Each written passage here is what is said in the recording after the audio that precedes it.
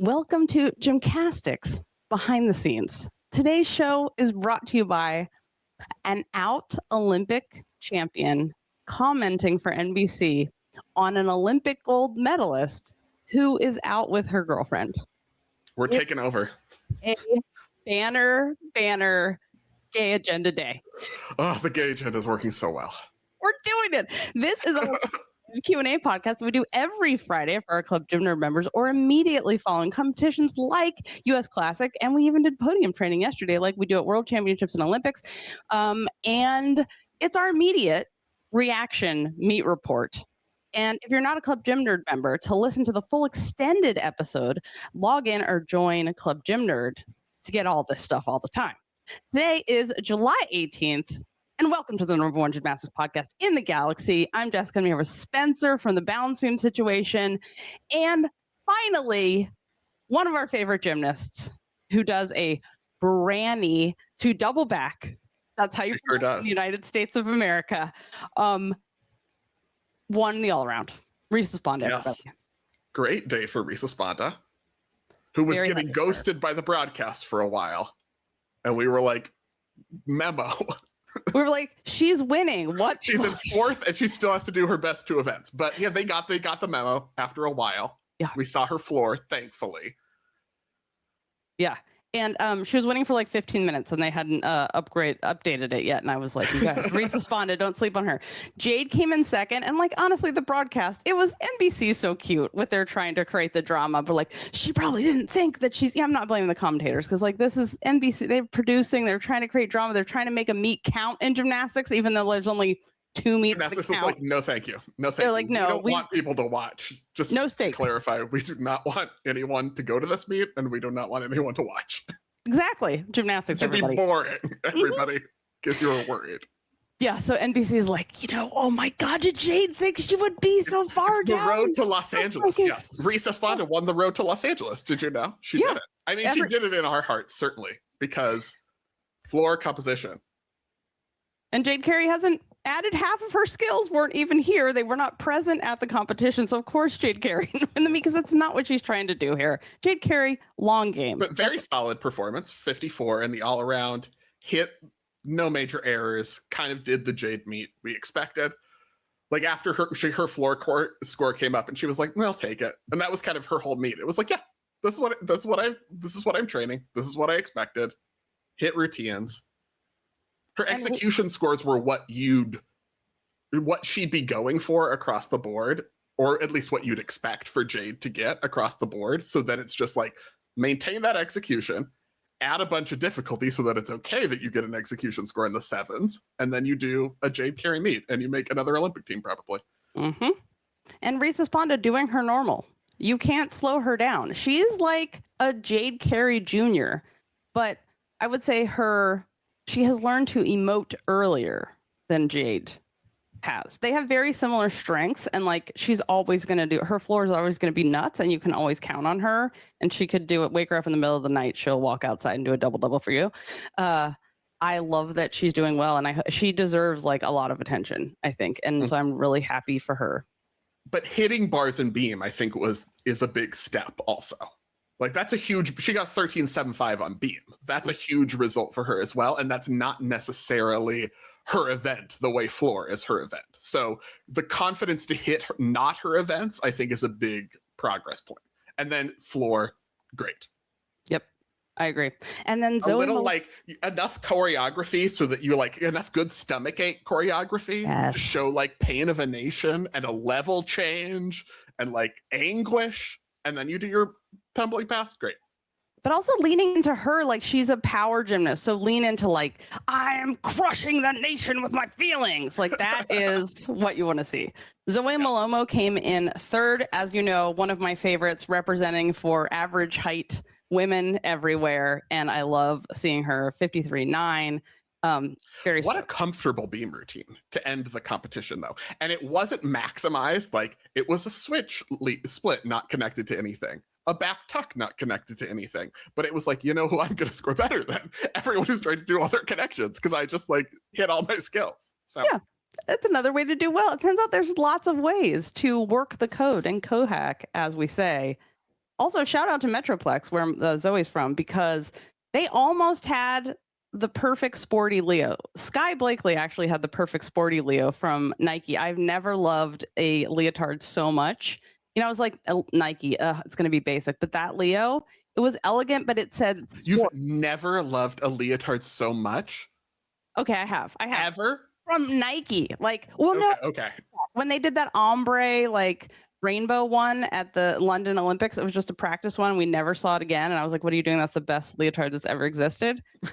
That one. I think that was a Nike era. Yeah. So, okay, let's talk about the star of the show. You did say you needed to talk about Katelyn Ohashi early because you were worried you were going to start crying. Yeah. And you needed to get that out of the way so that we didn't you weren't tired and crying, because then it's done.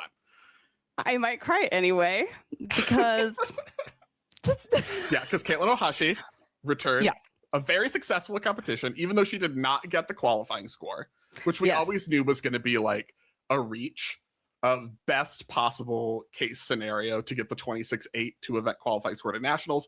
She hit beam and floor well, got a 26.4, really good routines. I don't think she could have asked for a better competition. Like, with the composition she was doing today, those were the best scores she was going to get. Although her beam score did go down a 10th. Did you notice that? It was 13.3, and then I was like 13.2, and I was like, did they Kara Acre her routine?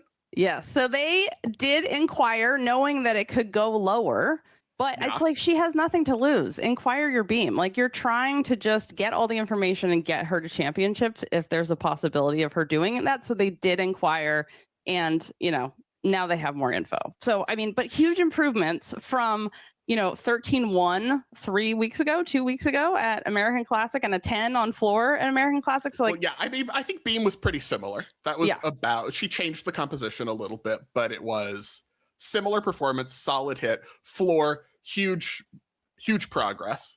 Right. In terms of having full composition, because she was, basically did a dance through at American Classic. Yeah. So eventually, she's trying for a 5.6D, but she's not there yet. And doing it safely instead of pushing in order to do well at one competition is the thing you do when you're a grown-up, and you also have mature coaches who are not going to risk your health at one meet. And that's so smart. And so she did upgrade to a double pike, but she hasn't added in the other things that she can add to that floor routine. But it was also super safe, totally fine. Double pike at the end. Like, because I was like holding my breath and being like, please, cardio. I feel like she was too. There was like a moment where she paused before her last tumbling pass, and I was like, is she deciding what she's going to do? Like, is she deciding between a double A or a double pike right at this moment? I was kind of like, is she deciding right now? Decide right now. Double pike, solid choice. Worked out well. Totally. And I love that she, she only got a 13.2, but she got... Only? 13.2 is a big floor score for doing...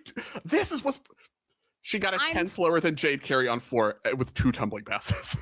That's what I'm talking about. Like, her E score, what was it, 8.4, right? Yeah. Like, that which is, you're not going to see an 8.4, but there's not a lot to take in that routine. That's the genius. Not doing anything dumb. This is the code hacking we want to see. You do not have to destroy yourself with a million tumbling passes, but if that's easier for your, fuck yeah, go for all the full twisting double layouts and the double doubles.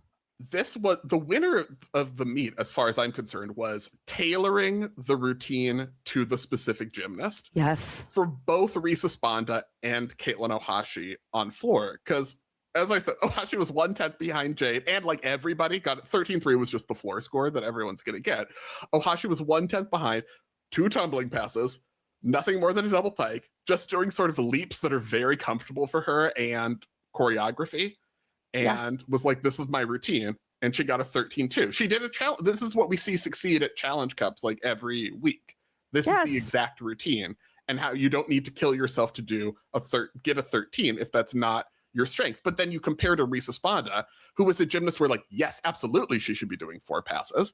And the splits are not for her. So that's why they have her doing the bare minimum, and they threw in a straight jump double full. Which is my favorite thing ever. Why push a gymnast into a box that they don't fit in?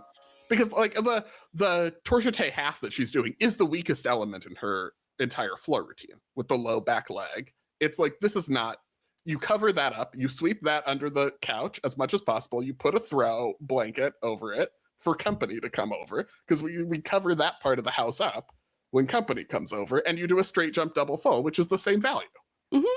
Yeah, it's so smart.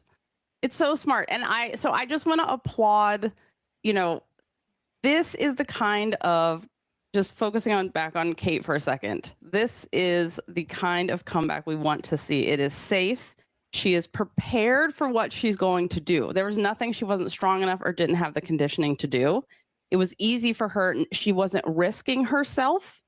And it's a huge, huge, huge success for her. And also, I feel like it is the importance of showing that even though someone may have been destroyed by the elite system in a way and had to go through college rehab to find their joy again, as so many gymnasts do, it is the way she is an example of, oh, you can find a way to do this your way that is healthy for you, and find the right coaches for you, and find the right system for you, and come back.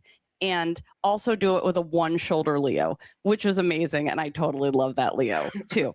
Huge success. I'm just super, super stoked for her. It's been 7 years since she's out of competition. But then she did 2 Simone tours. So really only 2 years since she's been on the performance floor. And I think she just did this the right way. And I'm really happy for her. And I hope that they create, perhaps, as you mentioned in our other preview show, a wild card system, and do something like the British do and the Japanese do, which is you have a big elite meet, but you also have the masters competitors, you have the para gymnasts, they're all together, and it shows like gymnastics is actually supposed to be for everyone. We're not just writing that down and putting it on posters. We actually mean it. And then let her develop. She'll have the scores needed by the time championships comes around. Like, that's not going to be a problem. She has shown readiness. She has shown routine, competitive, nationals level competitive routines on 2 events. She just didn't quite get the qualifying score. I'm not. Wait, hold on. Wait. I have to say one more thing before I talk about this. It's not trying to get all my feelings out yet. Brother. All right. Yeah. Okay. Thank you so much for bearing with me. She also did this, with her former, elite coach, who she had a very, very painful, horrible back injury, and then, hated gymnastics after, was there on the floor. And she did a way to do this her way in a joyful way that's true to her character. And so that is so hard. Remember when Laurie had to do that coming back, and Laurie was, had to, be at camp and be on the floor when her former coach was there coaching as well. And like, that's really hard when you have, that's going on in the background. So I just want to, it's more than sports. This is the part, lift your hearts, find the joy. Okay, we can talk about scores and stuff now. All right, back to sports. Rebecca asks, if there aren't enough gymnasts that qualify to nationals, could Katelyn Ohashi be invited? They have not. This is not the system that they have devised. There is an elite qualifying chart. There are qualifying scores. If you don't reach that score, then there's the backup list of gymnasts who got 52.5 to 51.5 to 52.5 in the all-around who fill in the remaining spots. They can do whatever they want, where they have proven the ability in the past, but that is not the system that has been created. Yeah, I would love to see, if people have extenuating circumstances, like Gabrielle Hardy, like if something happens and you're, you have there is an injury there's a petition process. And it's not just injury petition. It's like if something happened in your life and you can document it that prevented you from being here doing what you wanted to do. But we've never seen anything really, them ever really accept anything like that. But I expect to be there more things accepted like that for like climate change issues in the future. Like, if Sean Johnson's, gym flooded, we have like the smoke. I hope you guys are okay, Canada. It's like smoking 20 cigarettes when you go outside, apparently, all over the place. Jorge says, I'm sorry. Any dream dance elements for Ohashi? I'd love to see her explore the non-split dance skills. Yes, I want her to do a Tong Fei. I think she could do it. Full twisting butterfly. It can't just be Justin Spring doing this. I'm sure she could do it easily. We probably just show her one video and she'd be like, bloop. Or Jorg says. already anticipated, or were you reading this comment? Do you ever think we'll see a Tong Fei in women's artistic gymnastics? So many non-splitty yes acro gymnasts I feel like could kill it. Oh, York, you know us so well. I don't have the comments up because, you know, if I actually read the comments and there's tons going while we're live, I would not, the chat, I couldn't focus on anything. No. Not a goddamn thing. So yeah, a Tong Fei is what I would like to see her do. Also, yeah. But she can also do the splittiest ones. Yes. So you can add, you know, for like Reese Esponda, I would add a Tong Fei. For Ohashi, I'm just like, do the dumb ones like a Ferrari, but make it art. Just do those. Exactly. We should talk about Skye Blakely being amazing before we like get too far in, because she won bars and BM without her, like, kind of without breaking a sweat, like without going all out with her composition. She was like, this is not hard for me at this point. And she did so well. She did, like, she freaking killed it with she got a, let me see, so she got a 14-1 on beam, even with that big ass like save. Or sorry, that was bars. 14-1 on bars, even with her big like straddle. Oh crap, I'm gonna fall into her wet save. She fully straddled on a toe fall, and I was like, this is not a big deal. Yep, and she still stuck her dismount, and then on beam 14-2. She almost stuck her dismount. Owen was still in college mode and tried to sell Skye sticking her dismount, but there's a little movement. Oh, I was watching the international feed, and then for a replay, I would watch the regular, which you guys have to watch the international feed or you won't see any routines. You have to watch them both. Then you miss like the opportunity to make fun of John and Sam and Laurie. No, I have the sound on for NBC, and then I watch the international feed, and if I need a replay, I look up. But also, I want to give a shout out for a second to Ali Damelio, because, you know, we love her gymnastics, and if she hit her Seitz, it's a kind of like a rotini pasta noodle still. I like it. It's like a corkscrew. It is artistic in a circusy art way, but it's gonna have I think about her back and her, you know, and her E-score, but I love it, and it's so hard, and she always hits that, and it's just really fun to see. But back to Skye Blakely, who just absolutely killed it. Do we think the E-score for Skye on bars was a little generous with the error she had? I thought all of the E-scores were a little generous, and also the everything was a little generous, but, you know, it was nothing unexpected for Classic. Yeah, I think it was an 8-1 E-score with a large error. So that was a little high. In keeping with the rest of the competition. I thought vault E-scores were very high. Yes. I was surprised they gave Jade Lopez credit for her second vault, because I thought it was pretty piked throughout. I mean, I don't think it needs a sad trombone. It wasn't like that. I'm just saying I would maybe have credited a different element. It was so piked. I was like, wow, she really did that Lopez right around the corner. Like, she could have started it on one address and then landed around the corner at the deli. It was very, very pikey compared to how normally she does it. But also, like, it's Jade Carey. Like, this is just a warm-up meet. These are not what her skills are going to look like when they count. And she's so smart about that. I can't emphasize this enough. Like, this is a little practice meet to just get the practice. This was less of a like Splatfest than usual for yes. Like Dulcy Caylor was like, I'm just coming back from a back injury. I'm not going to hit any of my routines or do the difficulty. And like, no one else got the memo that was like, she was like, guys, she was the one this year who like showed up in costume and then no one else wore costumes. And she was like, guys, you told me it was a costume party. Like, she showed up to compete at Classic and everyone else was like, no, this is Nationals now. Also, I thought people were asking if she had an injury, if there was something new that like just happened, like Leanne's wrist, which is part of the reason that she was changing her no hands beam routine. But it's still smart to change it. But yeah, it's her back injury she's coming back from. Dulcy is. So some of this with Leanne, though, I was like, she didn't take out the switch ring because her wrist hurts. She took out the switch ring because she's taking out the switch ring and changing the routine composition. Like, some of it is we're doing that anyway. Yes, exactly. I was like, this is just a smart thing to do. It's not just that she has an injury, but I really like that she was like, oh yeah, my wrist is hurting. And also this is a practice meet that I don't need. So I'm going to scratch everything. I'm just going to do beam. And, you know, if I'm not on, I'll just jump off. It's totally fine because I'm just here to, and also, do you notice she's not wearing makeup? And I love this for her. She doesn't I have did not the, notice that. she doesn't have the glamour eyes, and I appreciate this because I feel like there is so much pressure on them to be in like full glam when, and remember Marta used to have whole rules about this. So the fact that she can like just feel like, oh, I'm enough without trying to make myself more on TV is just it's a beautiful thing.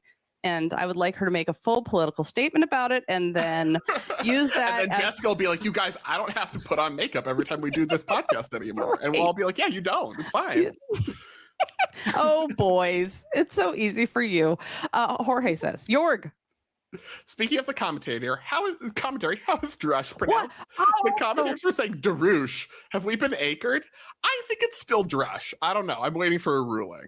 Because sometimes with John, I'm like, did you get notes or is this just how you're saying it? It's literally like I sent to the group text, like, what? We've been saying it wrong all these years? Like, people, please correct us if we're saying something wrong. And speaking of that, I want to have some behind the scenes stories to tell you. But before we get to the behind the scenes stories, I do want to tell you guys that we have launched 3 new tools now. So we have the Elite Calendar. You can add all the stuff to you want to know when Italian nationals are? You can add it to your calendar. The Elite Score Explorer, which is our leaderboard. And you know what you can do now? You can add any of the countries. You can be like, I just want to see domestic scores so I can see who's going to win at championships. Because we know these scores aren't real for when they're international. And then the LA Roster Lab where you can choose your Olympic team. And there's also multiple countries in there. Also refer a friend. Get them to sign up, then send an email to customerservice@gymcastic.com. Put referral in the subject line. Tell us what email they have signed up with. And we will give you both a free month of Club Gym Nerd. Also, there is a sale in the store right now. So gear up for championships. They're coming. I also have a request for you guys. We're supposed to have a live show in Phoenix at championships, and we are planning a live show. We will have a live show. We had a venue, and then I finally got the contract for the venue, and it had one of our major requirements was not in there. And I was like, hey, we need blah, blah, blah, blah, all this stuff. This is in our original agreement. Nope, we can't supply any of that. So we now are venue-less. So if anyone knows any venue bookers or any places, hotels, bars, whatever, where we can have our live show. We prefer to have somewhere in walking distance, and that's Phoenix summertime heat walking distance, which means 1 block from or under 5-minute Waymo from the venue. Yeah, so that's what we're looking for. Email us, gymcastic@gmail.com, if you have any leads for us, because we're a little scrambly right now, but we will have a live show. If we have to set up outside the venue and a little tent with some misters, we will do it. No, we would never do that to you guys. We'll have air conditioning. So this now we're going to begin the extended portion of the podcast where we're going to break down even more routines and analyze things and give you our hot takes unfiltered. As you know, is my favorite thing to do. This is for Club Gym Nerd members who support us all year long. And if you want to listen to the rest of the podcast, then you can join at gymcastic.com. So Spencer, Drew was asking how many seats we need. Oh, so you might have a contact already. Drew. Oh, Drew, I sent you an email to your Gmail, but now ignore that because I asked you about the venue, but then they don't have what we need. So, I mean, we would like to have, 25 to 50 in person minimum, like something like that. That would be great. Because it's on Olympic trials. I don't think we're going to have 500 people, but, something like that. Doesn't have to be super huge in person. Thank you so much, Drew. And thank you also for sending your email. Okay, where was I? So, behind the scenes stories. Evaluation with the medical team, and the medical team was like, "Gah." They were like, you shouldn't be able to walk right now. We called an ambulance already. It's on the way. We have a whole big red button in the corner of the room that's just labeled. Every time a comes in, we just hit that and it goes bwee, bwee, and everyone has to evacuate, and then we test them for everything. That's basically what happens with anyway.